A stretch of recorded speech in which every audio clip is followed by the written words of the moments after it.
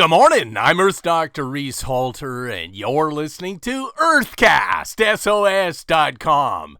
Can dogs smell cancer? You bet they can. Before I introduce you to an incredible dog named Lucy, let's take a closer look at our four-legged friends. Did you know that dogs have lived side by side, co-evolving with us for over 100,000 years? We've provided safe shelter and food. Early on, it was our food scraps. And in turn, dogs have warned us against intruders and predators. They've helped us find prey, our food, and eventually, dogs guarded our livestock and crops. We've provided for dogs, and dogs have relied upon their noses to help provide and protect us. The important point to note here is that dogs use their noses for our benefit as well as theirs. If I cut my leg, my Chesapeake Bay Retriever will immediately notice it. Something is different. That small change, the cut, could incapacitate me in some way, which means that she could also suffer. Dogs can smell in parts per trillion with almost 300 million sensors, and they have smelling device in the backs of their noses that we don't have, called Jacobson's organ. Essentially, dogs have two noses.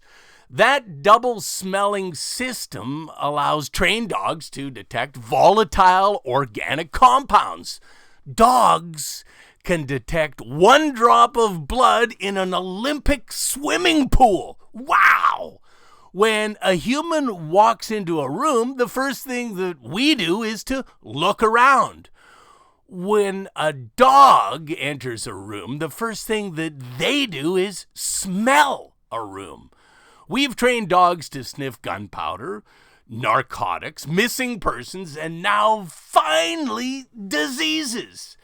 Training dogs to smell cancers is done the same way that bomb and narcotics dogs are trained, pairing the target odor with a high-value reward. It's tricky, it's time-consuming, but oh boy, is it worth it. In 1989, doctors at King's College Hospital in London wrote in the medical journal The Lancet that a woman's dog persisted in smelling a particular mole on her leg.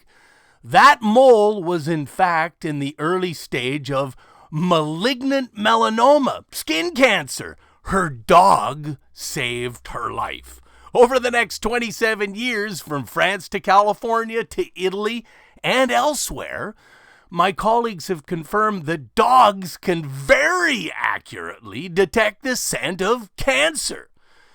Lucy, a cross between a Labrador Retriever and an Irish Water Spaniel, failed miserably at guide dog school.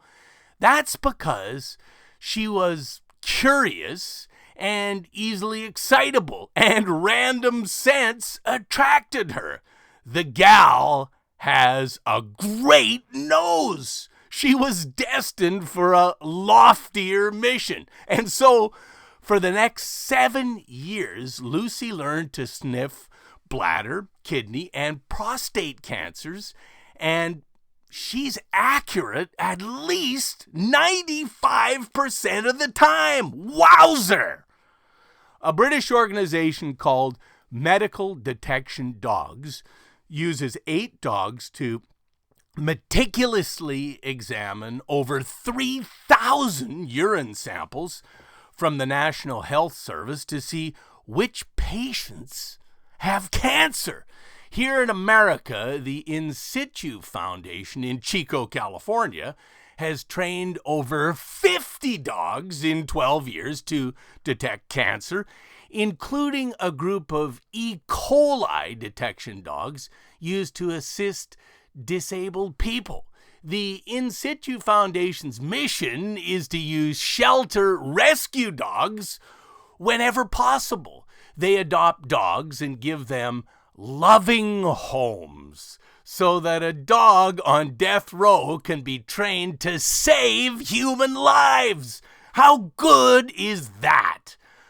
DogsDetectCancer.org. medicaldetectiondogs.org.uk. Give them a hand. They need it. Hooray for dogs saving people. Hooray for people that love dogs. Hashtag love is the solution. Earthcast SOS could also use a helping hand. Come on to drreese.com, Reese, REESE.com, and make it happen by clicking on the donate button, or pick yourself up one of 4 very cool books, or all 4 of them if you're living large, on bees, trees, and seas. drreese.com. Just do it. I'm Earth Dr. Reese Halter, reminding you to protect our planet.